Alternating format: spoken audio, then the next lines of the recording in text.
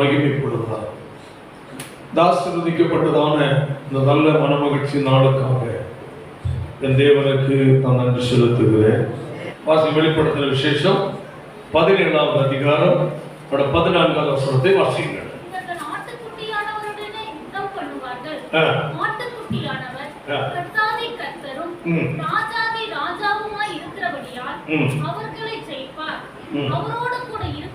அவரோடு கூட இருக்கிறவர்கள் அழைக்கப்பட்டவர்களும் தெரிந்து கொள்ளப்பட்டவர்களும் உண்மை உள்ளவர்களுமாய் இருக்கிறார்கள். அல்லேலூயா.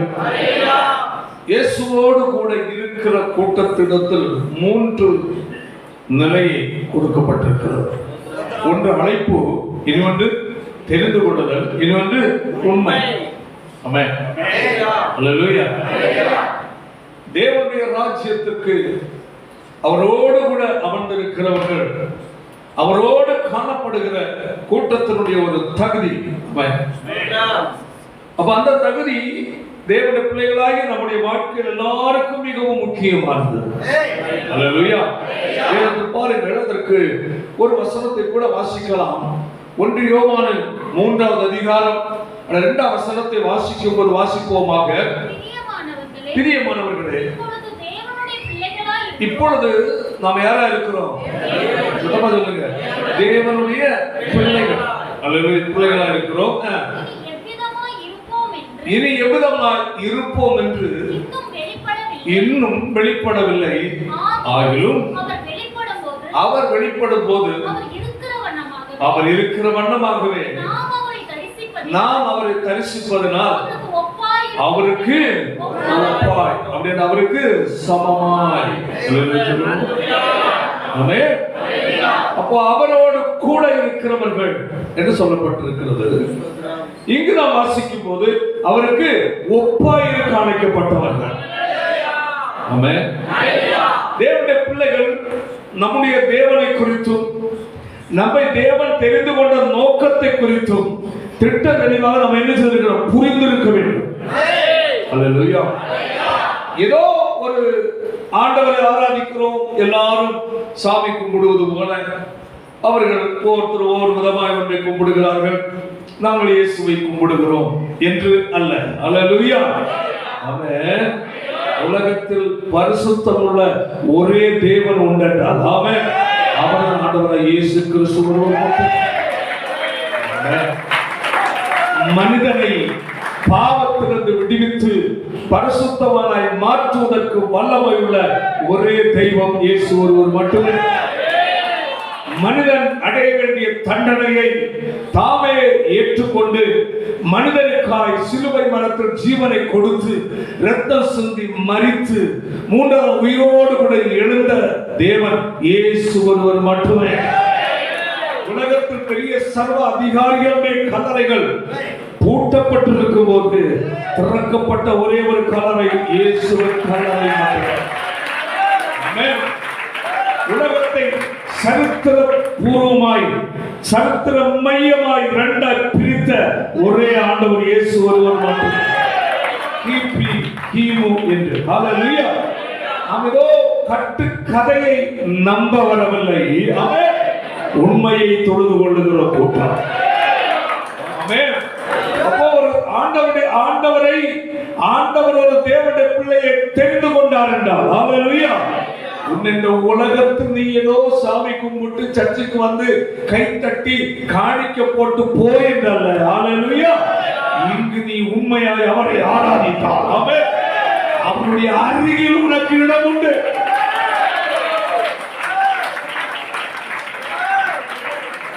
இயேசுவின் அருகில் அவரோடு அமர்வதற்காய் தெரிந்து கொள்ளப்பட்ட கூட்டம் என்பதை மறந்துவிடாது. அப்போ வேதம் என்ன சொல்லுகிறது? ஆண்டவர் சொல்லுகிறார் வெளிப்படுத்துற விசேஷத்துல, நான் ஜெயம் கொண்டு, நான் ஜெயம் கொண்டு என் பிதாவினுடைய சிங்காசனத்தில்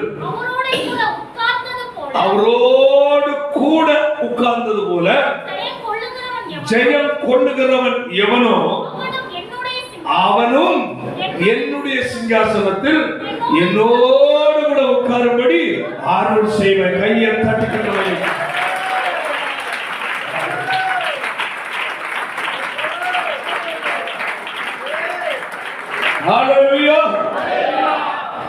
அழைக்கப்பட்டிருக்கிறோம்.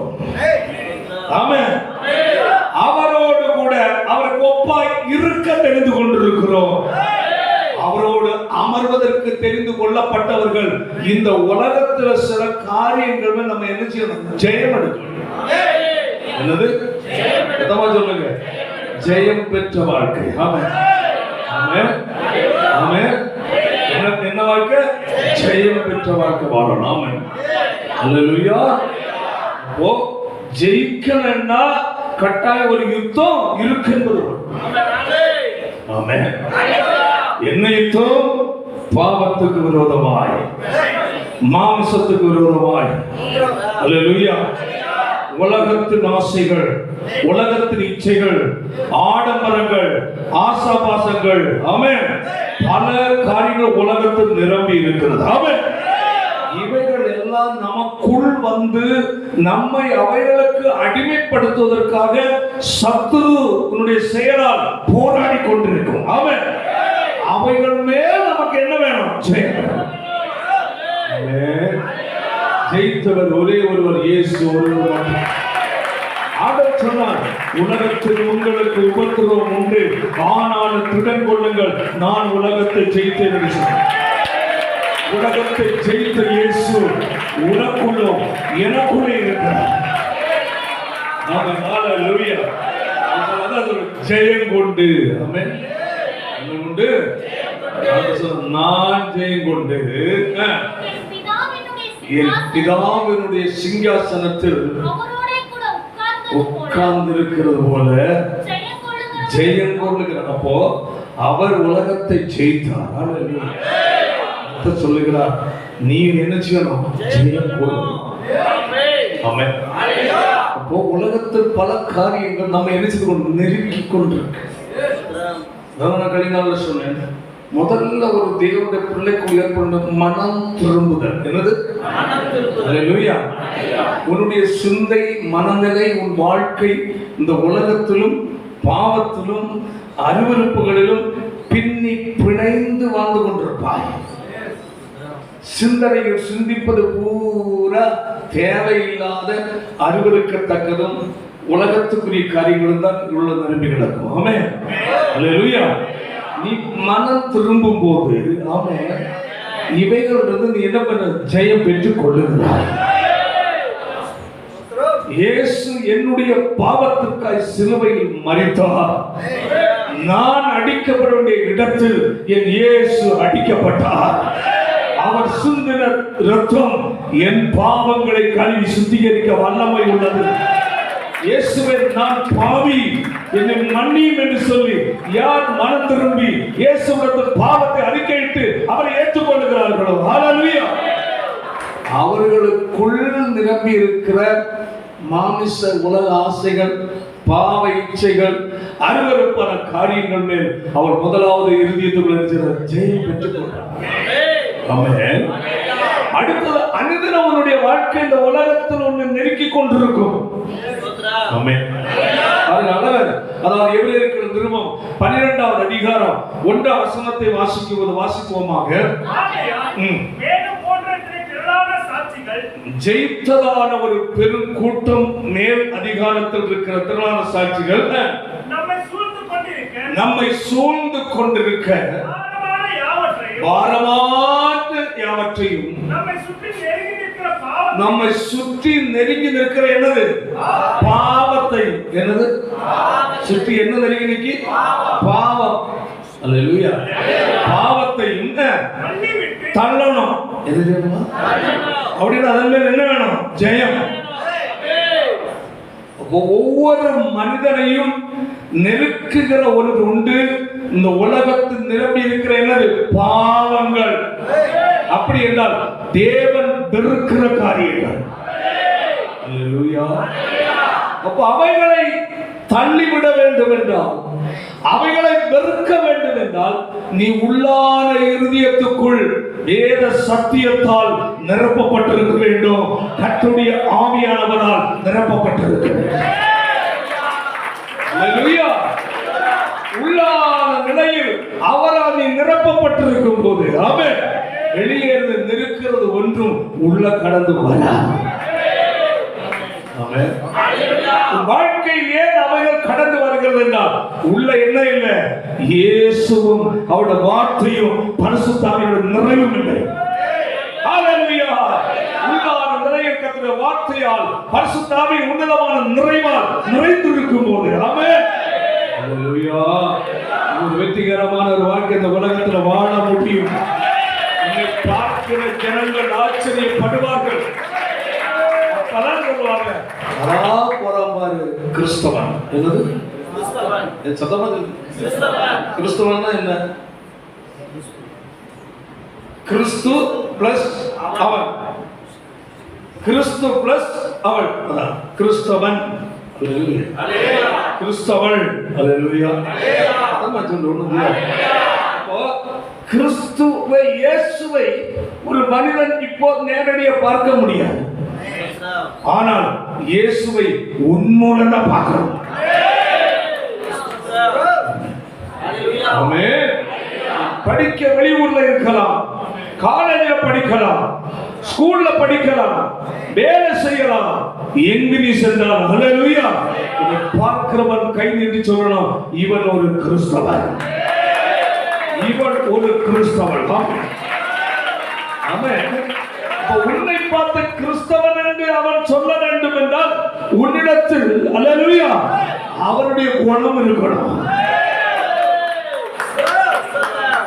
புரியுதா இல்லையா?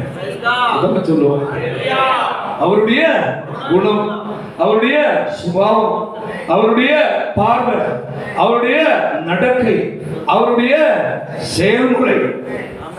ஆமென். அதுதான் ஆண்டவர் சொல்றார், நீங்கள் எனக்கு என்னமா இருக்கிறீங்க? சாட்சி. என்னமா இருக்கிறீங்க? சாட்சி. அப்படின்னா அவரை பிரதிபலிக்கிறவர்களா? ஆமென். யாரை பிரதிபலிக்கிறவங்க? சொல்லுங்க, இயேசுவை பிரதிபலிக்கிறவர்களா வாழணும் பூமி. அதுக்கு முதலாவது அந்த இயேசு உனக்குள்ள கடந்து வரணும். அவரை நீ ஏற்றுக்கொள்ள வேண்டும். அவரத்தால் உன் பாவங்கள் போக கழுகப்பட வேண்டும். நீ சரியான ஒரு மனம் திரும்புதல் உனக்குள்ள இருந்தால் ஹalleluya உன் வாழ்க்கை கூப்பிட்டு சொல்லும். நீ சரியா மனம் திரும்பி இருந்தால், நீ சரியா ரட்சிக்கப்பட்டிருந்தால், உனக்குள்ள இயேசு உண்மையா இருந்தால் ஆமென் ஹalleluya உன்னுடைய அன்றாட வாழ்க்கை மற்றவர் கூப்பிட்டு சொல்லும், இவன் தேவனுடைய பிள்ளை, இவன் ஒரு கிறிஸ்தவன். அதற்காக தான் தேவன் நம்மை தெரிந்து கொண்டிருக்கிறார். அந்த நிலையில் வாழ்ந்து ஒரு ஜெயம் பெற்ற வாழ்க்கை வாழ்கிறவர்கள் தான் யாருடைய அருகில் இருக்க முடியும்? அவருடைய அருகில் அவர்கள். ஹalleluya. அழைக்கப்பட்டது வாசிப்போம். 1 கொரிந்தியர்ல 1ஆம் அதிகாரம் 2ஆம் வசனத்தை வாசிங்கள். நல்லா கவனிக்கணும். கிறிஸ்து இயேசுவுக்குள் பரிசுத்த ஆக்கப்பட்டவர்களாயும் பரிசுத்தவான்கள் ஆகும்படி என்ன செய்யப்பட அழைக்கப்பட்டவர்கள். முதல்ல என்ன செய்யப்பட்டிருக்கிறோம்? பரிசுத்தவான்கள் ஆக்கப்பட்டிருக்கிறோம். என்ன செய்யப்பட்டிருக்கிறோம்? சொல்லுங்க வாயிட்டோம் சத்தமா. எப்ப ஆக்கப்பட்டிருக்கப்படுவோம்? புரிந்து கொள்ள வேண்டும். பரிசுத்தமாக்கப்பட்டவர்கள் பரிசுத்தவான்கள் ஆகும்படி அழைக்கப்பட்டவர்கள். 2 ஆமென். முதல்ல என்ன செய்யணும்? பரிசுத்தமாக்கப்பட்டிருக்கணும். எப்ப அந்த பரிசுத்தமாக்கப்படுவது நடக்குது உங்கள் வாழ்க்கையில்? சொல்லுங்க. மனம் திரும்பி. எப்படி? மதம் மாறுறதல்ல. ஆமென். இந்த அநேகர் மதம் தான் மாறுறாங்க. என்ன மாறுவதில்ல? மனம் மாறுவது. சர்ச்சைக்கு வந்து நான் ஒரு 10 வாரம் வந்தேங்க, 2 மாசம் வந்தேங்க, எனக்கு என்ன கொடுங்க? ஞான சொல்றேன். அதல்ல கிறிஸ்தவம். அல்லேலூயா. எங்க மாற்றம் வந்திருக்கணும்? உள்ள மாற்றம் வந்திருக்கணும். ஆமென் ஆமென். மனம் திரும்புதல் உனக்குள்ள வந்து விட்டால் ஹalleluya உன்னுடைய பேச்சு உன் நடக்கையில வித்தியாசமா இருக்கும். 1000 பேர் மத்தியில் நின்றாலும் கூட உன்னை பார்ப்பது உன்னை அல்ல, உன்னை இயேசுவை பார்ப்பார்கள். கையெழுத்து ஹalleluya மனம் திரும்புதலுடைய பலன் அதுதான் ஐயா. ஏதோ யோசேப்பு, மத்தேயு, மார்க்கு, லூக்கா, யோவான், பேதுரு, சோதரம், தாவீது என்றெல்லாம் பேர் போட்டு நடக்கிறதல்ல. உனக்கு ஒரு பேர் போட்டு இருக்கிறது என்றால் அந்த பேருக்கு ஏற்றபடி நீ வாழணும். நிறைய பேருக்கு தப்பா பேர் போட்டுட்டோம். பேர் போட்டுட்டு பேருக்கு ஏற்றபடி வாழ்க்கையில் அவனா அவளா என்ன மற்றவன் சொல்றது மாதிரி வாழ்க்கை மாறி போயிடுச்சு. இப்ப என்ன பேரை நம்ம எங்க இருக்கிற கொண்டு இருக்கு ஜீவபுதம் இருக்கும். அல்லேலூயா. உனக்கு ஒரு பேர் கிறிஸ்தவ பேர் நல்ல பேர் வைங்கன்னு சொல்றது கேட்டு கிடையாது. குழந்தை பிறந்துட்டா என் பையனுக்கு டாம்டீம்னு பேர் வைங்க. பேர் வைக்கிறது பெரிய காரியம் இல்லை. அந்த பேர் கேட்டபடி இல்லை, நீ அந்த குழந்தைய வளர்க்கணும், நீ வாழணும். ஆமென். நீ ஏசாசுன்னு பேரை போட்டுட்டு பிசாசுதாசா வாழக்கூடாது. அல்லேலூயா. நீ மோசேன்னு பேரை போட்டுட்டு நீ மோசம் பண்றவரை வாழக்கூடாது. உன்னிடத்தில் அந்த குணங்கள் காணப்பட வேண்டும். இல்லை என்றால் அவருடைய நாமத்தை நீ வீடுல வழங்குற வசனம் அப்படிதான் எனக்கு காட்டுது. உன பேர் அகஸ்டின், அகஸ்டின் பேரு அகஸ்டின், அதற்கேற்ற நீ வாழும். உன் பேரு குளோரின்னா குளோரி வந்திருக்கா, வந்திருக்கான் குளோரி. நீ குளோரி என்றால் மகிமை. ஆமென். மகிமை. மகிமையில இங்கிலீஷ் என்னது? பிரசன்ஸ். ஹலோ குளோரி ஒரு அலையில சொல்லுங்க பாப்போம். ஆமா ஒளிச்சிட்டு பாப்போம். ஹalleluya. அதவளே சொல்லுங்க. ஓ உன்னிலிருந்து என்ன வெளிப்படணும்? மகிமை வெளிப்படணும். நீ லீலி புஷ்பம் என்றால் ஒளிச்சோடி இருக்க உள்ள இருக்கா? முன்னிலிருந்து நாச்சம் வெளிப்படக்கூடாது, வாசனை வெளிப்படும். பேர் போடுற பெருதல். எந்த பேரு போடு, ஆனா பேருக்கு என்றபடி நீ வாழ வேண்டும். சொல்லு ஆண்டவரே, எனக்கு நீ போடப்பட்ட பேரு கேட்டபடி வாழ எனக்கு கிருபைதாரும் ஆண்டவரே என்று தேவனை கேட்க வேண்டும். ஆமென். ஹalleluya. ஏன் உன்னை கத்த தெரிந்து கொண்டு அவரை வெளிப்படுத்துகிற ஒரு நபராய் கர்த்தர் வைத்திருக்கிறார். அவருடைய குணங்கள், அவருடைய சுபாவங்கள், அவருடைய பரிசுத்தம் வாழ்க்கையில் வெளிப்பட வேண்டும். ஆமென். ஹalleluya. ஆண்டவரை நம்பி அந்த பெயரை அங்கீகரிக்கிறார். மோசஸா, ஏசாசா, பீட்டரா, ஒரு நிறைய பேர் வந்து இந்த பேரெல்லாம் ஒன்று நம்பி போடுறோம். நீ ரெண்டகம் பண்ணக்கூடாது, நம்பிக்கை துரோகம் பண்ணக்கூடாது. ஆமென். நல்ல கிறிஸ்தவ பேர் உனக்கு போட்டிருக்கிறார். அல்லேலூயா. அந்த பேருக்கு ஏற்றபடி வாழ உன்னை நீ ஒப்பு கொடுத்து ஜெபிக்க வேண்டும். ஆமென். இல்லை என்றால் நீ தவறான நபராக நீ மற்றவர்களுக்கு வெளிப்படுவாய். ஆமென். சிலருக்கெல்லாம் பேரை போட்டுட்டு ரொம்ப துக்கப்படுவது. ஆண்டவரே தெரியாம நான் போட்டேன்னா எல்லாரும் போட்டேன். சிலவங்க பேர் எழுதி கொடுப்பான், இந்த பேரை வையுங்கள் எனக்கா. எதுவாக இருந்தாலும் தேவனுக்குள்ள அதில் கவனமாக இருக்கணும். அல்லேலூயா. சரி பாருங்க, அங்கு சொல்லப்பட்டிருக்கிறது வாசிங்கள். பரிசுத்தவான்கள் பரிசுத்தமாக்கப்பட்டோம் எப்போ? இயேசுவை சொந்த இரட்சகராய். ஆமென். என்ன என்று? இயேசு என்னுடைய பாவங்களுக்காய் சிலுவையில் நிறுத்தினார், அடிக்கப்பட்டு மரித்தார். ஆமென். அவர் சிந்தின இரத்தம் என் பாவங்கள் கழுவப்பட. இயேசுவே, நான் பாவி, என்னை மன்னியும் அப்பா, உம் இரத்தத்தால் என்னை கழுவி சுத்திகரியும் என்று. ஹல்லேலூயா. எப்ப நீ அவரை ஏற்றுக்கொள்ளுகிறாயோ, ஹல்லேலூயா, ஆமென், அப்ப நீ என்ன செய்யப்படுகிற? பரிசுத்தமாக்கப்படுற. பழைய பாவ மனிதனாகிய பழைய நிலையில் வாழ்ந்த குணம் நிறைந்த மனிதனை ஆக்கும். வேத வசனத்தின்படி அவன் மரித்து விட்டால் ஞானசாந்தம் மூலம் என்ன செய்யப்படுறோம்? அடக்கம் பண்ணுகிறோம். அடக்கம் பண்ணுதலுக்கு ஞாபகார்த்தமானதாக ஞானசானம். அப்ப இயேசுவை மனம் திரும்பி அவர் ஏற்றுக்கொண்டிருந்தால் நீ கட்டாயம் என்ன எடுக்கணும்? ஞானசானம் எடுத்தாக வேண்டும். ஞானசானம் எடுக்கவில்லை என்றால் அவனுடைய வருகிறது எழுதி எடுத்துக் கொள்ளப்பட முடியாது. ஹல்லேலூயா. அதுதான் முதல் பரிசுத்தமாக்கப்படல். ஒன்று. அடுத்து என்ன சொல்லப்பட்டிருக்கு? பரிசுத்தவான்கள் ஆகும்படி. ஹல்லேலூயா சொல்லுங்க. ஹல்லேலூயா. பாருங்க, வெளிப்படுத்தல 19வது அதிகாரத்தில் 1 வசனம் பார்க்கலாம். இவைகளுக்கு பின்பு என்ன கூட்டம்? திரளான கூட்டம். ஹல்லேலூயா. எவ்வளவு கூட்டம்? எண்ணிக்கை இல்லாத கூட்டம். ஹல்லேலூயா. திரளான கூட்டம் பரலோகத்துல கர்த்தருடைய சிங்காசனம் என்பதாக நின்று கொண்டிருக்கிறது. அல்லேலூயா. ரட்சணியமும் மகிமையும் கனமும் வல்லமையும் நம்முடைய தேவனாகிய கர்த்தருக்கே உரியது. அவருடைய நியாயத்தீர்ப்பு. அல்லேலூயா. சிங்காசனத்துக்கு முன்பதாக நின்று அவரை மகிமைப்படுத்துகிற கூட்டம்.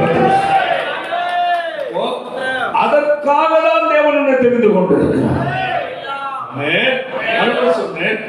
ஜெயம் பெற்றவன் தான் அல்லேலூயா பரிசுத்தவானாய் நிலைத்திருக்க முடியும். யூதாவின் புஸ்தகம் எடுங்கள். யூதாவின் புஸ்தகத்துல அதனுடைய ஒரு அதிகாரம் தான், 1வது அதிகாரத்தில் 1ஆம் வசனம் வாசித்து பார்க்கலாம். இயேசு கிறிஸ்துவினுடைய ஊழியக்காரனும் யாக்கோபுடைய சகோதரனாய் இருக்கிற யூதா பிதாவாகிய தேவனாலே பரிசுத்தமாக்கப்பட்டவர்களும். நல்லா புரிந்து கொள்ளுங்க. பிதாவாகிய தேவனால் பரிசுத்தமாக்கப்பட்டவர்களும் இயேசு கிறிஸ்துவினாலே காக்கப்பட்டவர்கள். இங்கே என்னது நம்ம வாசித்தோம்? பரிசுத்தமாக்கப்பட்டவர்களாயும் பரிசுத்தவர்களாகும்படி அழைக்கப்பட்டவர்கள். அங்கே என்ன சொல்லப்பட்டிருக்கிறது? தேவனாலே ஆக்கப்பட்டோம். அடுத்தது காக்கப்படணும். ரட்சிக்கப்பட்டோம். அல்லேலூயா. கடைசி வரை இந்த ரட்சிப்பில் நிலைத்திருக்க வேண்டும். மனம் திரும்பி பரிசுத்தமாக்கப்பட்டோம். அந்த பரிசுத்தத்தில் என்ன செய்யணும்? நிலைத்திருக்க வேண்டும். ஆமென். அல்லேலூயா. இயேசுவை ஏற்றுக்கொண்ட ஞானஸ்நானம் முடிஞ்சு போய் அதல்ல. அல்லேலூயா. உங்களுடைய பயணம் அதோடு முடியவில்லை. கையை விதனையில் சொல்லும். உன்னுடைய ஆவிக்குரிய பயணம் உன் மூச்சு வரையில்லை. ஆமென். இயேசு வருகை வரையில்லை. ஆமென். ஒரு பரிசுத்த வாழ்க்கை நீடித்திருக்க வேண்டும். அவர்களை சேர்க்கதான் இயேசு வர போறார். இயேசுவை ஏற்றுக்கொண்டு ஞானஸ்நானம் எடுத்துட்டா உடனே நான் இப்போ இயேசு வந்ததா போயிடுவேன். சரி, நல்ல காரியம். அல்லேலூயா. ஆனால் எவ்வளவு காலம் இந்த உலகத்தில் உனக்கு ஒரு வாழ்க்கை கொடுக்கப்பட்டிருக்கிறதோ அந்த காலம் முழுவதும் நீ பரிசுத்தத்தை காத்து வாழ வேண்டும். சொல்லப்பட்டது எப்படி காக்கப்படுவது? இயேசு கிறிஸ்துவினாலே காக்கப்படுவது. ஒரு தேவனுடைய பிள்ளை அல்லேலூயா பரிசுத்தவானா நீ காக்கப்பட. வேதம் சொல்லுகிறது முடிவரை என்று நிலைநிற்கிறவனே ரட்சிக்கப்படுவான். அல்லேலூயா.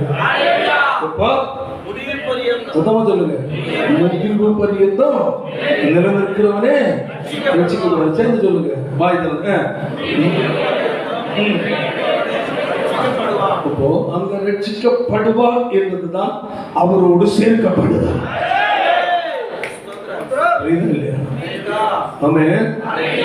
ஒரு வாழ்க்கை பாதியில் நின்று விடக்கூடாது.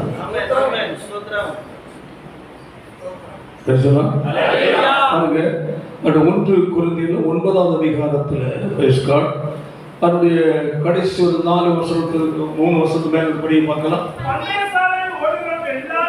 நல்லா கவனிக்கணும். பந்தய சாலையில் ஓடுகிறவர்கள் எல்லாரும் ஓடுறதுக்கு நிறைய பேர் உண்டு, ஓடுவார்கள். ஆகிலும் அறிவீர்களா? ஓடுங்கள். அல்லேலூயா. பந்தய பொருள் பாதி ஓடி பாதியில வச்சு எப்பா இது நல்லா ஓடுறது அதை பிடிச்சுக்கார கொடுப்பாங்களா? இல்ல. சொல்லு. இல்ல. அல்லேலூயா. புரியுதா பிரதர்? சிஸ்டர் இங்க பாருங்க, நான் பேசுறது எதுல புரியுது? என்ன சொல்றேன்? ஒரு 10 பேர் ஓட்டப்பந்தயத்தில் நிக்கிறாங்க. சோதரம் ஒரு 1000 மீட்டர் இடம் ஓடணும். எத்தனை மீட்டர்? 1000 மீட்டர். சத்தமா சொல்லுங்க. 1000 மீட்டர். எல்லாம் 1 2 3 எல்லாம் பறக்குறாங்க. வேகத்தை பார்த்து ரொம்ப வேகமா ஓடுறாங்க. இங்கேயும் 500 மீட்டர் ஓட்டத்தை கொடுத்துருவாங்களா? இல்ல. பாதியில பந்தய பொருள் கிடைக்காது, பாதியில் அவரோடு அமர முடியாது. ஓட்டம் கடைசி வரை ஓடி பிடிக்கிறது.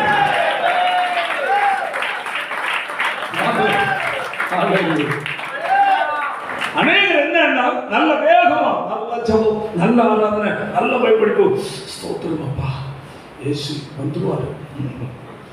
எப்போ வருவாரு அவங்கள்ட்ட நம்ம கேட்டு அறிய வேண்டி இருக்கு. அவ்வளோ வேகம். ஆமே இயேசு சீக்கிரம் வந்துருவாரு பாஸ்டர்.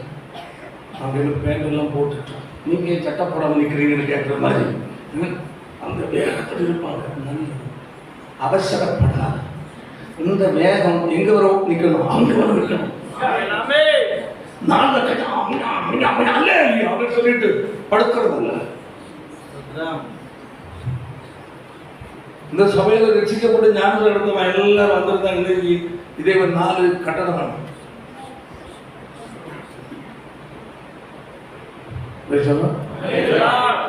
வந்து வியாதியிலிருந்து விடுதலை பெற்று போனவங்களை எண்ணிக்கை விடங்காது நபர்கள். எனக்கு அது எவ்வளவு பேர் தெரியாது. என் கையின் ஞானசானம், என் கையினால ஞானசானம் எடுத்தவங்க அது நிறைய பேர் உண்டு. எங்க மட்டுமல்ல, பெங்களூர்ல உண்டு, எல்லா இடத்துல உண்டு. அது ஞாபகம் இல்லை. அல்லேலூயா, அல்லேலூயா. சரி, தூரத்தில் இருக்கிறவங்க விட்டுருவோம். ஆமென். ஒன்று புரிந்து கொள்ள வேண்டும். இந்த இடம் நான் ஒன்று சொல்றேன். ஒரு தேவனுடைய பிள்ளை நீ மனம் திரும்பி இயேசுவை ஏற்றுக்கொண்டு ஞானசானம் பெற்று ஆமென் சத்தியத்தின் போதிக்கிற ஒரு சபையில் உன்னை கர்த்தர் வைத்திருக்கிறார் என்றால் கடைசி மூச்சு வரை நீ அதுலதான் நினைச்சிருக்க. புரியுதா? ஒரு சபையை விட்டு ஒரு நபர் வெளியே போனா அதுக்குரிய காரணம் நான் உங்களுக்கு சொல்றேன். பரலோகத்துக்கு போனா ஒரு சபையை விட்டு ஒரு நபர் வெளியே போறாங்கன்னா சபை மாறுறாங்க. மாற பைபிள்ல இடம் இல்லை, மாறலாம். எந்த சபையில் மாறலாம் என்றால் சத்தியம் போதிக்கப்படாத சபையிலிருந்து சத்தியம் போதிக்கிற சபைக்கு போகலாம். ஏன்? சத்தியம் இல்லை என்றால் எங்க தகுதி அடைய மாட்டாங்க, பரலோகத்துக்கு ஒரு தகுதி அடைய முடியாது. நம்மை தகுதிப்படுத்துவதே இதுதான் சத்தியம். புரியுதா இல்லையா? நல்ல கவனிங்க. அல்லேலூயா. அப்போ அடுத்தது பரிசுத்த ஆவியானவருடைய ஆளுகைக்கு மசைபாடுதலுக்கு முதலிடம் கொடுக்காமல் இருந்தால் அந்த சபையில நீ இருந்து போவது கிடையாது. அடுத்தது அல்லேலூயா. ஊழியக்காரன் சாட்சி இல்லை என்றால் அந்த சபையில் இருந்து கிடையாது. கவனிக்கிறீங்களா? நல்ல கவனிங்க. ஆவிக்குரிய சபையை விட்டு ஒரு நபர் எந்த தலை போனா கூட போகக்கூடாது. உனக்கு தேவன் கொடுத்த சபை அது. கர்த்தர் நியாயம் இருக்கும்போது கேட்பார். நான் உன்னை, அதாவது இப்ப பல வேற இடத்துல வந்திருப்பீங்க, அவங்கள்ட்ட கேட்பேன் நீங்க எங்க வந்தீங்கன்னு. ஆவிக்குரிய சபையா எந்த சபை? ஓகே, அது சத்தியம் ஒன்று. நீங்கள் அங்கே போகும். நான் பலரும் சொல்லிடு சத்தியம் இல்லையா வாங்க. ஆனால் ஒழுங்கா நினைச்சிருக்கணும். சத்தியம் எவ்வளவுக்களோ கண்டிப்பாய் போதிக்கப்படுகிறதோ அதுதான் அவனுடைய சபை. இருந்தாலும் எங்கதான் விடணும்? அங்கதான் விடணும். உன்னை நம்பி கொண்டு வச்சிருக்கிறார். அங்க இருந்து உன்னை தேவன் உனக்கு என்ன பொறுப்பு ஒப்படைக்கிறாரோ அந்த பொறுப்பை என்ன செய்யணும்? சபை விட்டு சபை மாறுவது வேதத்தில் இல்லாத ஒரு வாழ்க்கை. சிலர் நம்ம ஞானசம் கொடுத்து வச்சிருக்கிற சில ஆத்துமாக்களை திருடி கொண்டு போய் அங்கங்கே கொண்டு போய் கொட்டடிக்கிற இடத்துல போய் உட்கார்ந்துட்டு இருப்பாங்க. இருந்துட்டு தன்னை யோக்கியமா பேசுறது. உன்னை பிசாசு கொண்டு போய் இருக்கிறார். ஆவிக்குரிய சத்தியம் போதிக்கிற சபையிலிருந்து நீ வெளியே போகுதா என்றாலே உன்னை தேவன் கொண்டு போகல, சாத்தான் கொண்டு போறான். எதற்கு? உன்னுடைய வாழ்க்கையை முடிக்கிறதுக்கு. நல்லா தானே இருக்கணும், நல்லா இருக்கும். ஆனா உன்னுடைய முடிவு பரிதாபமா கவனிக்கிறீங்களா? ரட்சிக்கப்பட்டு உன்னை கர்த்தர் சபையில கொண்டு வந்து கம்யூனிட்டி சபையில் கொண்டு வச்சிருக்கிறார். சபை கொண்டு வச்சு இது சத்தியம் இல்லையா? ஊழியக்காரர் தாறுமாறா வாழ்றாங்க. பரிசுத்தான இடம் கொடுக்க இல்லையா? தாராளமா போகலாம். அதை சொல்லி பாஸ்டர் இங்க இருந்த சத்தியம் இல்லை, நம்ம வளர முடியாது. இங்க பரிசுத்தாவியருடைய ஆளுகைக்கு நீங்க முக்கியத்துவம் கொடுக்கல, உங்க வாழ்க்கையும் சரியில்லை. அதனால நான் இங்க இருந்தா நானும் கெட்டு போயிருவேன், பரலத்துக்கு போக மாட்டேன், எனக்கு ஒரு பயமா இருக்கு, நான் நல்ல சத்தியம் போதிக்கிற இடத்துக்கு போறேன்னு போறது நியாயம். சத்தியம் போதிக்கப்படுகிற இடத்திலிருந்து நீ போறேன்னா கட்ட கேட்ப, நீ யாம் போறேன்னு கேட்ப. அது பாஸ்டர் திட்டு நான் கடிந்து விட அவனை அதுக்கு வச்சிருக்கேன். அதுக்கு திட்டுகளா வச்சிருக்கவன அப்ப திட்டாம சித்தமான திட்டுவான்.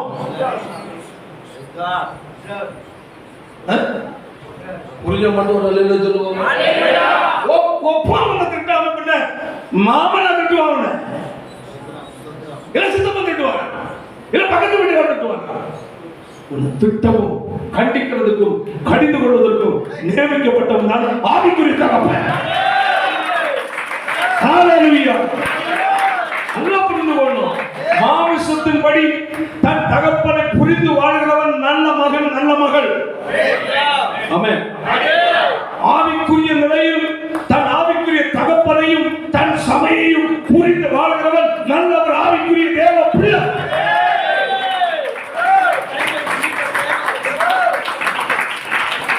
ஒன்று புரிந்து கொள்ளுங்கள். உன்னுடைய தகப்பனார் பெற்றெடுத்த மாமிசத்தில் பெற்ற பிள்ளைகள் இருக்கிறீங்க பையங்க. உன் தகப்பனை புரிந்து கொள்ளாமல் உன் பாட்டில் வாழ முடியுமா? சொல்லுங்க, நல்லா சொல்லுங்க. உன் தகப்பனுடைய கண்டிஷன் புரிஞ்சுக்கணும், சரீர சுகம் புரிஞ்சுக்கணும், வருமானத்தை புரிஞ்சுக்கணும். அவருக்கு நீ படிக்கிறேன்னா அவருக்கு எனக்கு என்ன லெவலில் படிக்க வைக்க திராணி இருக்கிறது புரிஞ்சுக்கணும். என்னுடைய அம்மா இப்படிப்பட்டவங்க, சரீர பலன் இப்படிப்பட்டவங்க, அதை நீ புரியணும். இதெல்லாம் புரிந்து ஒரு குடும்பத்துக்குள் வாழ்கிற பிள்ளைகளும் பையன்களும் தான் உண்மையான பிள்ளை பையனும். ஆமென். இதே போல ஒரு ஆவிக்குரிய சபைக்குள் அல்லேலூயா உங்களை நடத்த தேவனால் ஏற்பட ஒரு ஆவிக்குரிய தகப்பன். ஆமென். அவனை புரிந்து இந்த மனுஷன் முகதாட்சியை பார்க்காத மனுஷன். ஆமென். யாருக்கும் அட்ஜஸ்ட் பண்ணாதவர். ஆமென். ஆமென். கண்டிப்பா கண்டிப்பா அவன் தான் அப்பன். ஆசை திட்டினாரு, யாருகிட்ட சொல்ற? தேவன் உன்னை நியாயத்திருக்க மாட்டார். வைத்த சபையில நீ ஜீவன் போறதும் அந்த மூச்சு வர ஒரு கொடுக்கப்பட்ட தேவ சபையில் நிலைத்திருக்க வேண்டும். நீ இல்லாம நீ போனா உங்கள்கிட்ட கத்த நினைச்சு வர, நான் ஒன்ன வைத்தேன் என்ற சபை, அதுல நீ எப்படி நீ வெளியே வந்து எதுக்கு வந்த? அது ஆண்டவரை மீண்டவரை, அந்த ஆண்டவர் மீண்டவரும் செல்லாதாங்க. ஒன்றும் நடத்துறதுக்குன்னு ஒரு ஆவிக்குரிய தகவல் கொடுத்துருந்தேன். கண்டித்து பேச, உன் குறையை சுட்டிக்காட்டி பேச, உன் புத்தி சொல்ல, அவன் அவன் உனக்கு பாதப்பட ஒரு ஆவிக்குரிய தகவலை கொடுத்திருந்த. எப்படி நீ அங்கே வெளியே மாறலாம்? எங்க இடம் இல்லை, நித்தியத்தில் இடம் கிடையாது, மறந்துடக்கூடாது. எங்க நான் பிறந்து ஆவிக்குரிய வாழ்க்கையில சின்ன பிறந்த வளர்ந்தவனா, எனக்கு தெரியும் ஒரு சபையில எப்படி ஒரு மக்கள் இருக்கிறாங்க. சபை ஏதோ கட்டு, ஏதோ மனுஷன் கட்டுறதல்ல, தேவன் கட்டுவார். சபைக்கு தேவன் சில ஒழுங்குமுறை வச்சிருக்கிறார் ஐயா. சபைக்கு தேவன் சில ஒழுங்குமுறைகளை வைத்திருக்கிறார். அந்த ஒழுங்குமுறையை எடுத்து சொல்லி என்ன சொல்லப்பட்டிருக்கோ அதன்படி போதிக்கலாம் தேவனுடைய ஊழியக்காரன். ஆமென். நீ இங்கிருந்து செயல்படணும். ஒருவேளை சபை மேய்ப்பனாக அழைத்திருந்தால் அந்த லெவல்ல உன்னை கை வச்சு நான் அனுப்புவேன். இல்லையா? நீ போடுற குட்டி எங்கதான் போடணும்? சத்தமா இருக்கு, சத்தமா. சாக்கடை இல்ல, இந்த பட்டிக்குள்ள போட குட்டிய. குட்டிய போட்டுட்டு ரட்சிப்புகளை வழிநடத்தின ஆத்துமாக்களை கூட்டிட்டு திருடிட்டு நாங்க போறோம். எங்களுக்கு மாமா என்ன இருக்கு, அப்பா என்ன கூப்பிடுறது பொருளாதார. எந்த வசனத்தின் அடிப்படையில் போறாங்க? எந்த வசனம் சொல்லு? இவங்க என்கிட்ட மாற்றணும், ஆபரேஷன் பண்ணி கொடுங்க. ஆமா, என்னது வெளியே கிடந்து கூக்குட்டு போட கொக்கரிக்கிறது அல்ல. வாடா எங்க நேரம் வசனத்தை வச்சு பேசுவோம், வா என்ன கூப்பிடுறாங்க. எப்படி போலாம், ஏன் போல சொல்லு. என்ன சொல்லிட்டு போனது இடத்துல அப்படி ஒரு பிரமாணம் இல்லை. ரட்சிக்கப்பட்ட சத்தியத்துக்கு சத்தியம் ஒரு சபையில் வச்சிருக்கா, அதற்கு கடைசியில் என்ன செய்யணும்? நிலைத்து அப்பதான் என்ன செய்ய முடியும். ஏன்னா பாருங்க, கிறிஸ்து இயேசுவினால் என்ன செய்யப்பட்டது? காக்கப்படுகிற கூட்டம். என்னது அப்படி என்றால் அல்லேலூயா, பரிசுத்த ஆவியானவர் கிறிஸ்து இயேசுவிடத்தில் உள்ளதை எடுத்து நமக்கு போதிக்கிறார். 16 அதிகாரம் அப்படின்னு சொல்லி வாசிக்கிற வசனத்தை பாருங்க. அவர் அது முந்தின வசனம் சேர்த்து வாசிக்கிறோம். எவ்வளவு அழகா சொல்லப்பட்டிருக்கு. சக்தி ஆவியாகி அவர் வரும்போது சகல சத்தியத்துக்குள்ளும் உங்களை நடத்துவார். சுயமாய் பேசாமல் சொல்லி அறிவிப்பார். என்னுடையதில் எடுத்து, யாருடையது? இயேசுடையதில். ஆமென். அவருடையதில் என்ன இருக்கு? பரிசுத்தம் இருக்கு. ஆமென். அவருடைய சுபாவம் மேன்மையான சுபாவம். ஹல்லேலூயா. அவருடையது, அவருடைய குணாதிசயங்கள் இப்படிப்பட்டது. உனக்கு அதே குணாதிசயம் தேவை என்று அவருடையதில் இருந்து எடுத்து போதிக்கிறதுனால அவரை மகிமைப்படுத்து. நாம் காக்கப்படுவது எதற்குள்ளதான்? கிறிஸ்து இயேசுவுக்குள். ஒரு கிறிஸ்துவுக்குள் இருந்தால் அவன் எப்படி இருக்கிற புதிய சிருஷ்டி. ஒரு தேவனுடைய பிள்ளை கர்த்தருக்குள் நீ பரிசுத்தமாக்கப்பட்ட, நீ பரிசுத்தவானாக முழுமையாகணும்னா அல்லேலூயா, அந்த பரிசுத்தத்தில் என்ன செய்யணும்? நிலைத்திருக்கணும். அந்த பரிசுத்தத்தில் கடைசி வரை நிலைத்திருப்பதற்கு போதிக்கிற இடம் தான் சத்தியம்.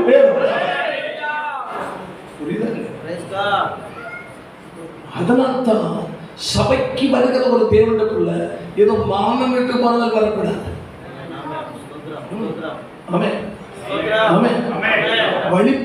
வழிபோக்கிற போல வரக்கூடாது. ஃப்ரெண்டுக்கு வீட்டுக்கு போனவன் வரக்கூடாது. என் ஆண்டவருடைய ஆலயத்துமாக்கி என்னுடைய வீட்டுக்கு போற ஒரு தேவனுடைய பிள்ளைக்கு அந்த உணர்வு இருக்கணும். ஹல்லேலூயா. நான் போவது அடுத்த வீட்டுக்கு அல்ல, என்னுடைய வீட்டுக்கு தான் போறேன்.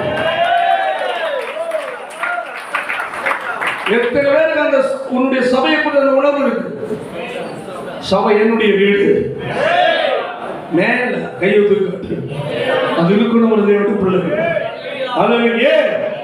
உனக்காக கர்ப்பப்பையிடப்படுவதற்கு ஒருவரை கர்த்தர் வைத்திருக்கிறார். உனக்கு சத்தியத்தை எடுத்து உனக்கு போதித்து எப்படியெல்லாம் நீ பரிசுத்தமாய் வாழ வேண்டும் என்று உனக்காக பிரயாசப்படுகிற ஒரு மனிதனை கர்த்தர் வைத்திருக்கிறார். வேதம் என்ன சொல்லுகிறது? எபிரேயர் நிருபம் 13வது அதிகாரம் 17ஆம் வசனத்தை வாசியுங்கள். நடத்துகிற ஒரு கூட்டம் உங்கள் ஆத்துமாக்களுக்காக. அப்போ ரட்சிக்கப்பட்டு ஞானசாரம் எடுத்து தேவ சபையில் கட்ட என் கையின் கீழ் கொடுக்கப்பட்ட உனக்காக. ஆமென். நல்லா புரியுங்க. அல்லேலூயா. வாசி. என்னது? உங்களை ஞானஸ்நானம் கொடுத்து சும்மா விட அல்ல. ஆமென். உன் ஆத்துமாவுக்கு என்னது? உத்தரவாதம். புரியுதுங்க? புரிஞ்சவங்க தெரியும். எங்கேயோ போய் பழக்கிட்ட அல்ல, எப்படியோ வாழட்டும் இல்லைங்க. அவன் ஊழியக்காரன் கிடையாது. உன் ஆத்துமா எங்க போனோம்? நித்தியத்தில் வரணும். அதற்கு அந்த உன்னுடைய ஆத்துமாவை என்ன செய்யணும்? உத்தரவாதம்.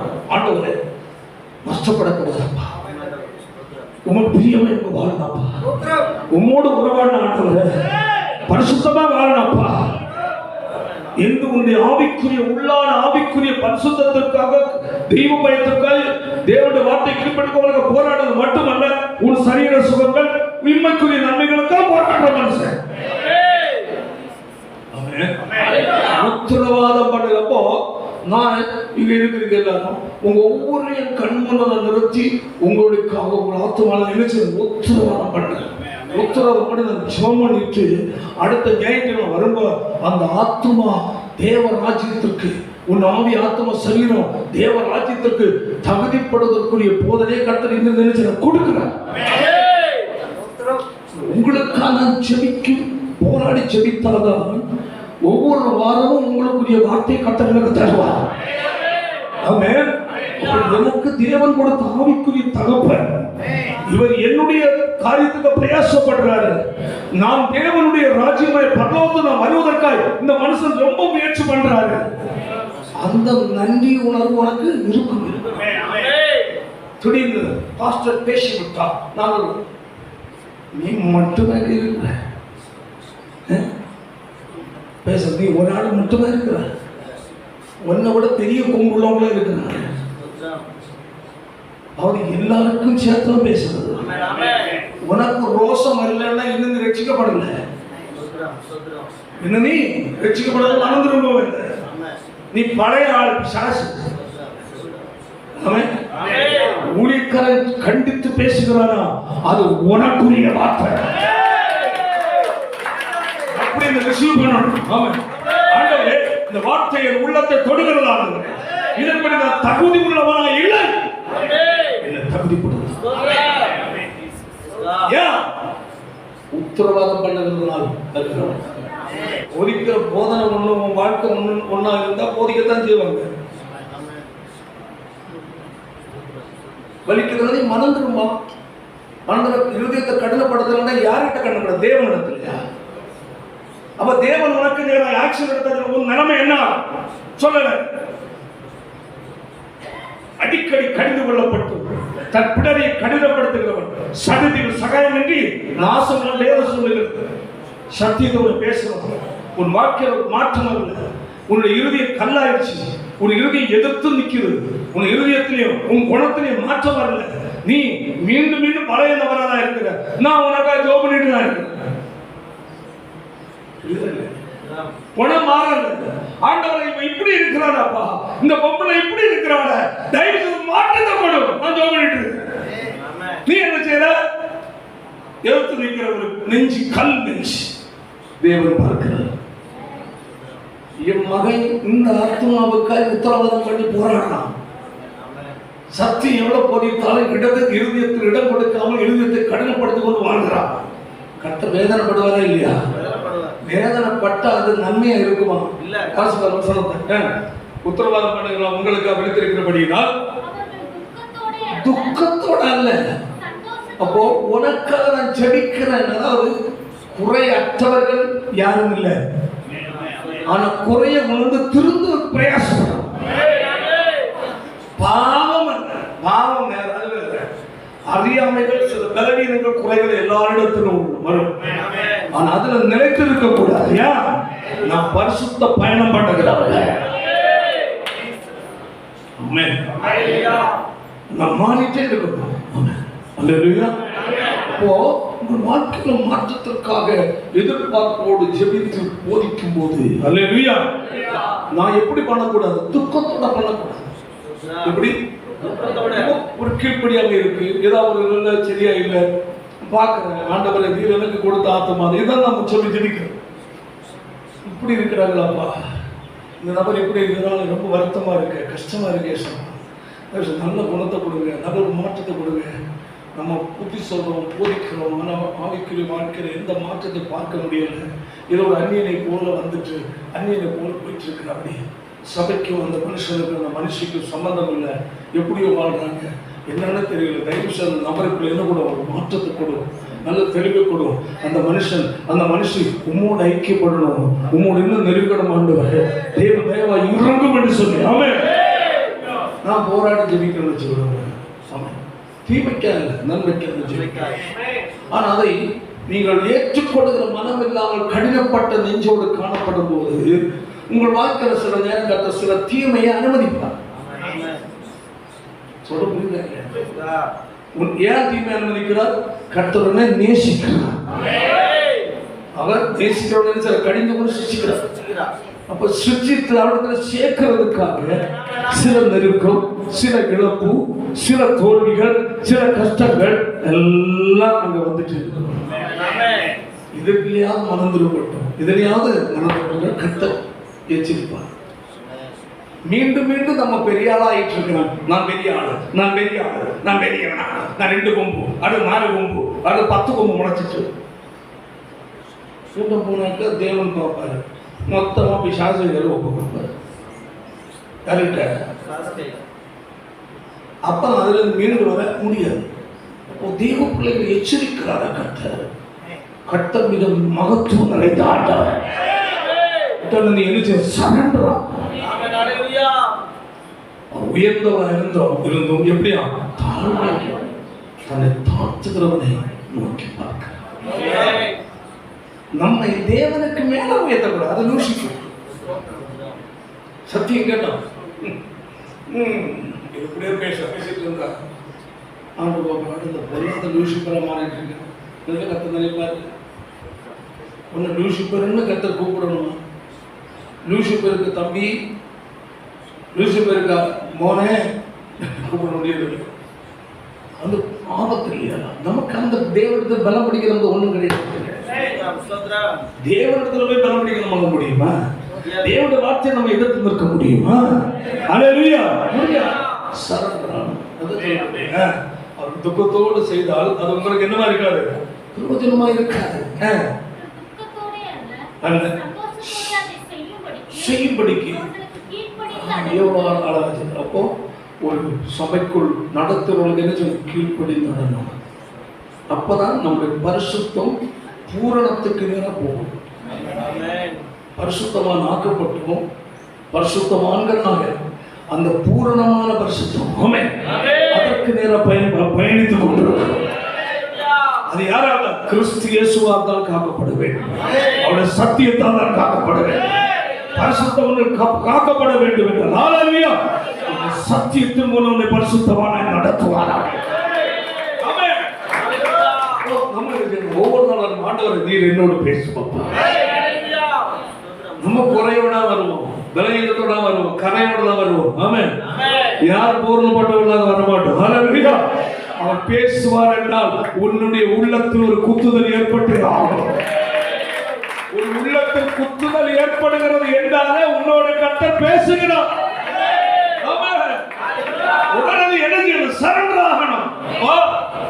என்னோட பேசுகிறதற்காக ஸ்தோத்திரம். இன்னும் இந்த குணங்கள் எல்லாம் என்கிட்ட இருக்கு, அதை நான் விடுறாப்பா, என்னை மன்னிங்க, சுத்திகரிங்க, என்னை உண்மை போல மாற்றுங்க, உங்களுடைய சுபாவம் உள்ளவனா என்ன மாற்றுங்கப்பா. உங்களுக்கு கனிவான ஒரு இருதயம் உண்டல்லவா, ஒரு தாழ்மையான இருதயம் உங்களுக்கு உண்டல்லவா, இரக்க குணம் உண்டல்லவா, அதே போல என்ன மாற்றுங்க சொல்லிட்டு அதான் நம்ம ஒவ்வொரு நாளும் கத்த உருவாக்கி உருவாக்குற வேலை நம்ம நம்முடைய ஆவிக்குரிய தேவனுக்கு பிரியமான பிள்ளைகளா ஆவிக்குரிய நிலையை மாறி மாற்றிக்கொண்டோம். சரீரமா தான் இருக்கும், சரீரமா தான் இருக்கும். அதனால பல பலவீனங்களுக்கு அதை விட்டு வேற விஷயம் கொடுப்பார். அல்லேலூயா. ஆவிக்குரிய வாழ்க்கையில வந்து மாற்றிக்கொண்டு இருப்பார், மாற்றம் பூரணம். ஆமென். அல்லேலூயா. அவரை சந்திக்க வேண்டியது இருக்கு. மத்திய ஆகாயத்தில் நம்முடைய அருமை ஆண்டவராய் இயேசு வெளிப்படும் போது ஹல்லேலூயா அவர்கள் எடுத்துக் கொள்ளப்படுவதற்கு ஒரு தேவனுடைய பிள்ளை ஆயத்தப்பட வேண்டிய அவசியமானது. ஆமென். அல்லேலூயா. வசனத்தை வாசிப்போம். ரோமருக்கு நிருபம் 8ஆம் அதிகாரம் 28. அன்றியும் அவருடைய தீர்மானத்தின்படி அழைக்கப்பட்டவர்களாய் அவருடைய யாருடைய தேவனுடைய தீர்மானத்தின்படி சொல்லுவோமா? அப்ப நம்மை தேவன் எப்படி அழைத்தாரு? அவருடைய தீர்மானம். தேவனுடைய பிள்ளையை கர்த்தர் அழைக்கிறார் என்றால் ஒரு பிளானோடு தான் அழைத்திருப்பார். ஒரு திட்டம் அவர் வச்சிருக்கிறார். என் மகனை என் மகளை இந்த உலகத்தோடு விட அல்ல, ஹல்லேலூயா, என் அருகில் அமர பண்ணுவதற்காக ஆமென். என் மகனை என் மகளை இந்த உலகத்தில் வைக்கிறல்ல, என் அருகில் அமர பண்ண வேண்டும். நித்தியத்தில் வர வேண்டும். நான் ஜெயம் பெற்று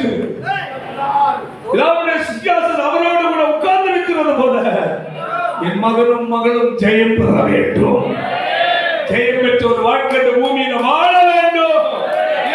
அவர்கள் என் அருகில் அமர்வதற்காக ஊதியவர்கள். எவ்வளவு ஆச்சரியமான வாழ்க்கை! அப்பாவுடைய அருகில் நம்மை அமர வைத்து அழகு பார்க்கிறான். அருகில் வைக்கணும்னா இன்று உன்னை ஆயத்தப்படுத்தி உன்னை அழகு பார்க்கிறார். நீ பெற்றெடுத்த உன் குழந்தைக்கு எவ்வளவு அழகா பார்க்கிறீங்களா இல்லையா? குழந்தையை கொண்டு போய் கடையில போய் பொம்பளையில துணி எடுக்கலாம் பெரிய கஷ்டம். ஆம்பளை பசங்களுக்கு ஈஸியா எடுத்துடலாம். குழந்தையும் கொண்டு என் பொண்ணுக்கு என்ன எடுக்கணும், துணி எடுக்கணும், கொண்டு போகணும், கையில வச்சிருக்கிற குழந்தையா இருக்கு சின்ன பூ போல. அதுக்கு எது மேட்ச் என் பிள்ளைக்கு எது பிடிச்சு காட்டுறோமா இல்லையா? அப்படியே ஒரு ஒரு ஜவுளி கடையில் பிரியாச்சுன்னா துணி கடையில் எல்லா துணியும் கீழே வந்து சில பொண்ணுங்க கிறிஸ்தவ காலத்துல எல்லாம் துணி எடுக்க போவாங்க. அப்பா கணவனை போட்டு ஓட்டில் போட்டு வரத்தும் கொஞ்சம் கூட கணவனுக்கு கஷ்டத்தை யோசிக்க மாட்டோம். அதோடு இதோடு அங்கே எடு, நீ போட்ட சட்டையை காட்டு, அழகு பார்த்து எல்லாம் இறக்கிட்டு ஒன்றும் சரியில்லை. நாங்க போனா எவ்வளவு பெரிய துரோகம் இருக்கு. எல்லாம் இறக்கி போட்டாச்சு, லோடு லாரி கணக்கு இறக்கியாச்சு. அவன் பரவாயில்ல எடுப்பான் போல, நிறைய எடுப்பான் போல, எல்லாம் இறக்கி போட்டான். சரி, ஒன்றும் அவ்வளோ திருப்தியாக இல்லைங்க. நான் மாறேங்க, யோ புருஷர் கூட சார் வாங்க, இந்த பொம்பளை கூட்டி நடந்தீங்கன்னா அவ்வளோ உங்களுக்கு. ஆனால் கணவனும் நல்ல தங்கமான கணவன். என்னது கொனியெல்லாம் கொனி இன்னும் இதே சில கணவன் மாறெல்லாம்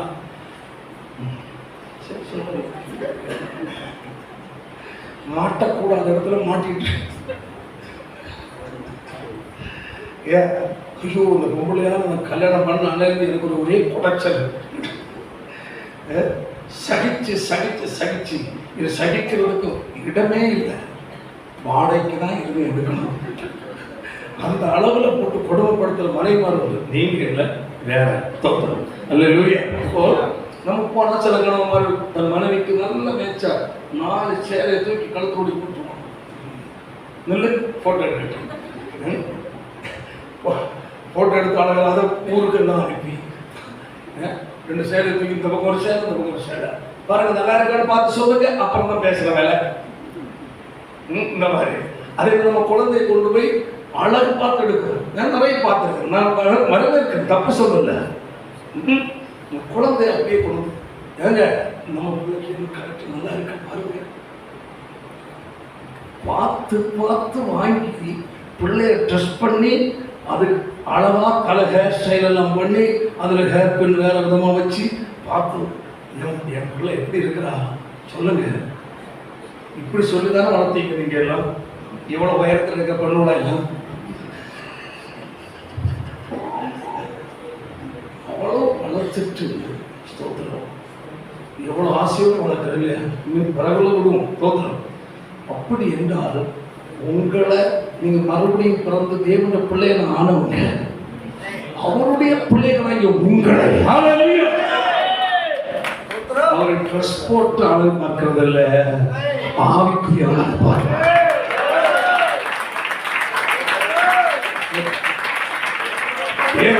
பரிசுத்த அலங்காரம் என்று சொல்ல வாழ்க்கை பேசுகிற பேச்சில் வருகிற பரிசுத்தத்தை பார்த்து சந்தோஷப்படுகிறவர்.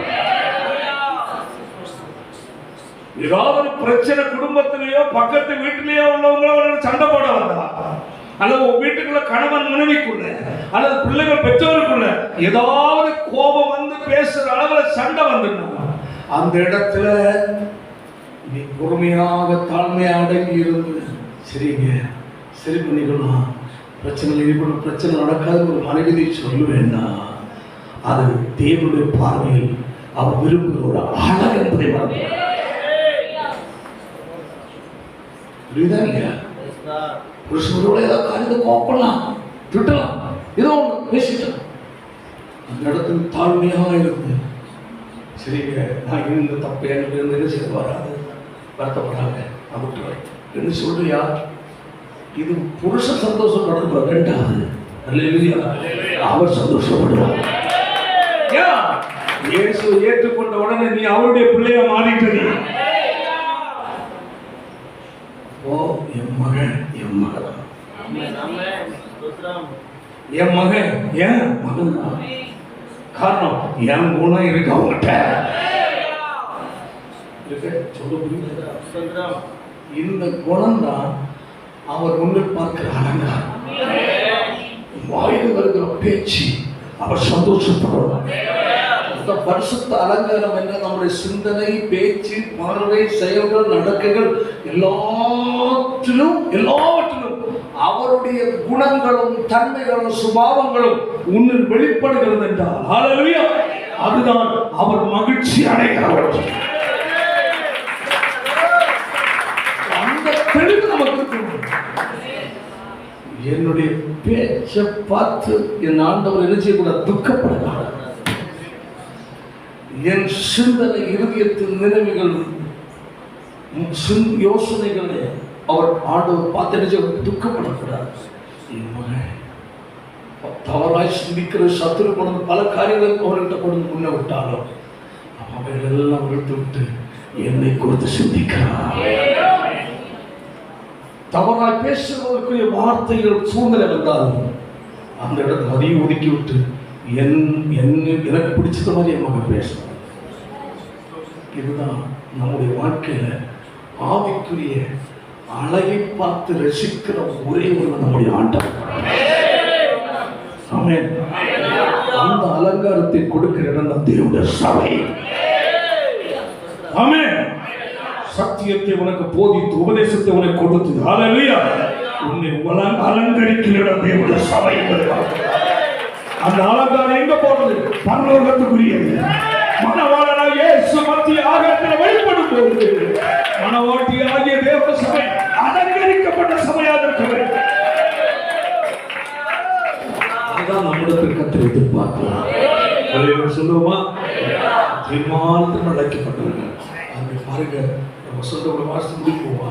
அதை 8:29 வாசிப்போமாக.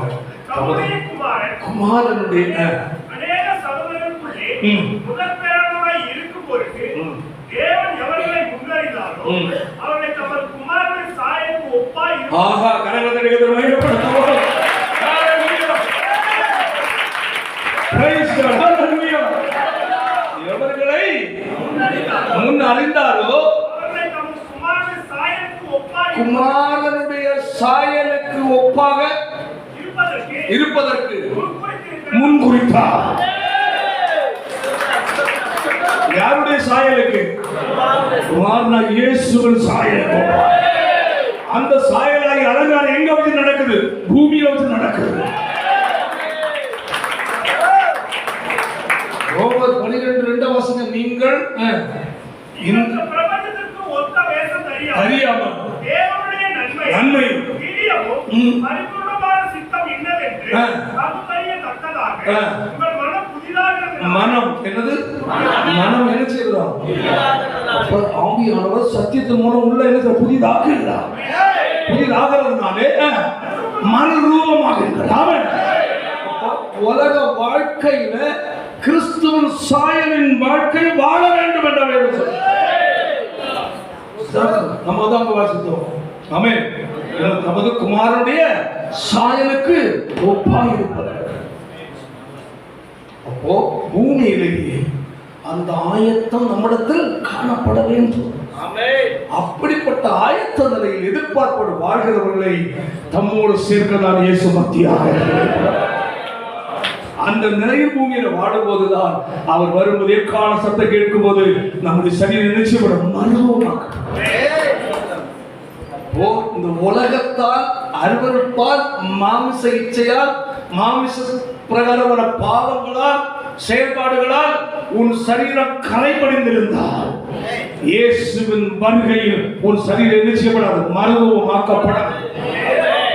அந்த மாமிசத்துக்குரிய உலகத்துக்குரிய காரியங்களை உன்னிலிருந்து அகற்றி ஹல்லேலூயா கிறிஸ்துவின் சாயலை தரித்துக் கொள்ளுகிற தேவனுடைய சபை. அவர் அறிவருக்கிற அவர் வெறுக்கிற என்னென்ன குணங்கள், என்னென்ன சுபாவங்கள், என்னென்ன சிந்தைகள், என்னென்ன வாழ்க்கை நடைமுறை வாழ்க்கைகள் எதெல்லாம் இருக்கிறதோ அவைகளை எல்லாம் உனக்கு சுட்டி காட்டி சத்திய வசனத்தின் மூலமாய் உன்னை சுத்திகரித்து உன்னை கழுவி அவருக்கு ஏற்ற நபராய் மாற்றுகிறதா சபை. ஹல்லேலூயா. அதுதான் சபைக்குள்ள உள்ள வேலை. அதை செய்கிறவன் தான் தேவனால் அழைக்கப்பட்ட ஊழியர். எனக்கு நேரா திருப்பதல்ல, நான் இன்னும் நாளைக்கு ஒருவேளை கண்ண முடியல, நீ கண் திறக்கிறது அங்கேயா இருக்கு. மனுஷன் ஒருபோது ஒருவனை தேவராஜத்துக்கு கொண்டு போக முடியாது. மனுஷனை பின்பற்றினா, ஊழியக்காரனை பின்பற்றினா அது முடியாது. ஊழியக்காரனை மதிக்கணும், கனம் பண்ணணுமே தவிர ஹல்லேலூயா அவன் அல்ல உனக்கு மாதிரி, இயேசு ஒருவரே உனக்கு மாதிரி. ஹல்லேலூயா. தேவனுடைய பிள்ளைக்கு தேவனுக்கு கேட்கணும், அப்பா என்னை உம்மை போல மாற்றும் அப்பா. இதுக்கு ஒரு ஜெபமே கிடையாது. உம்மை போல என்னை மாற்றும். உம்முடைய குணம், உம்முடைய சுபாவங்கள், உம்முடைய பேச்சு, உம்முடைய சிந்தை, உம்முடைய பார்வை, உம்முடைய நடக்கை, உம்முடைய செயல் என்ன வரட்டும் ஆண்டவரே. அதற்காக ஜெபிக்கிற ஜெபம் தான் உண்மையான ஜெபம். அதற்காக நீ பிரயாசப்படும் போது இம்மைக்குரிய காரியத்தில் கர்த்தர் கரிசனை உள்ளவர்.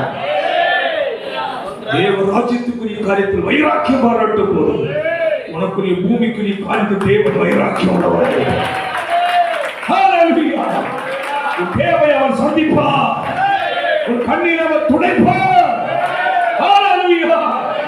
உன் கட்டுகளை கர்த்தர் அறுப்பார், உனக்கு நன்மையின் வாசலை திறப்பார், தடைகளை கர்த்தர் மாற்றுவார்.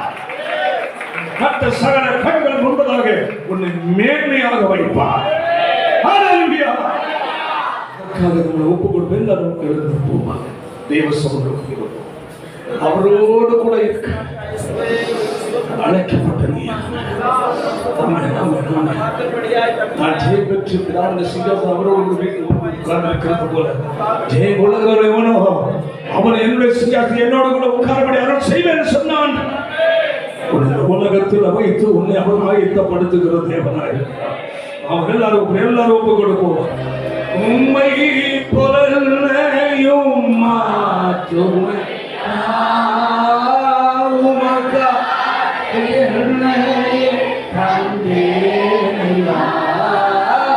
உம்மை பொருளையும் மாற்றுமையா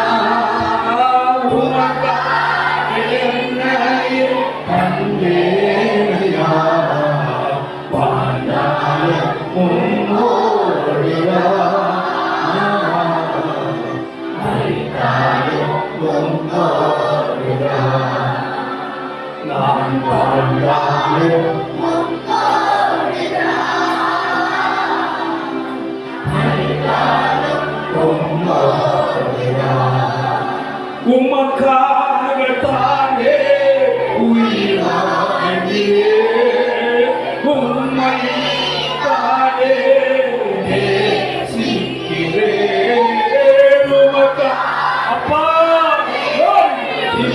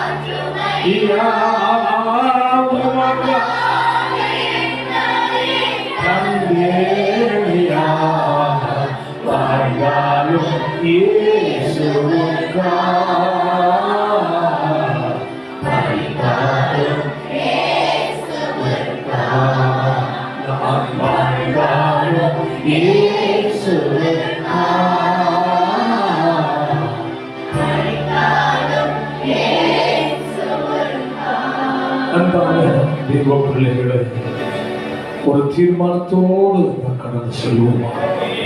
அவன் இதுவரை நாம் எப்படியோ வாழ்ந்திருக்கலாம். அவன் இன்று ஒரு தீர்மானத்தை ஆண்டவரே உம்மோடு கூட இருக்கும்படி உம் அருகில் அமர்வதற்கு என்னை தகுதிப்படுத்துவோம். இருக்கிற பரிசுத்தமான வாழ்க்கை பார்த்து சந்தோஷப்படுகிற தேவன் நீர் அல்லவா?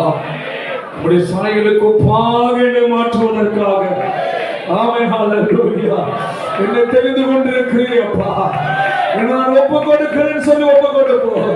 உமக்கு பிரியமில்லாத குணங்கள், சுபாவங்கள், செயல்கள், நடக்கைகளை என்னை விட்டு அகற்றி போடும் என்று சொல்லி கேட்போம். ஆமென் ஹல்லேலூயா.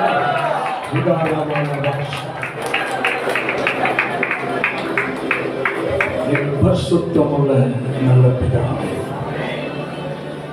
ஆசீர்வதிக்கப்பட்ட நல்ல நாளுக்காக உமக்கு நன்றி. இன்று உடைய சமூகத்தில் நாங்கள் கடந்து வர உம்மை ஆராதிக்க உம்முடைய நாமத்தை நாங்கள் மகிமைப்படுத்த தேவன் அந்த நல்ல சந்தர்ப்பத்திற்காக உமக்கு ஸ்தோத்திரம். அவரோடு கூட இருக்கும்படி கட்ட கர்த்தர் எங்களை தெரிந்து கொண்டீர்கள். அதற்கு என்ன தகுதி என்பதை வேதத்தின் மூலமாய் நாங்கள் பார்த்தோம். அப்பா, இந்த நாட்களில் தேவன் ஒவ்வொரு ஆயத்தப்படுத்துவீராக. உலக சம்பவங்களை பார்க்கும் போது கர்த்தருடைய வருகை நாம் மிகவும் சமீபமாக இருக்கிறது. அதற்காக எங்களை தகுதிப்படுத்துங்க, ஆயத்தப்படுத்துங்கப்பா.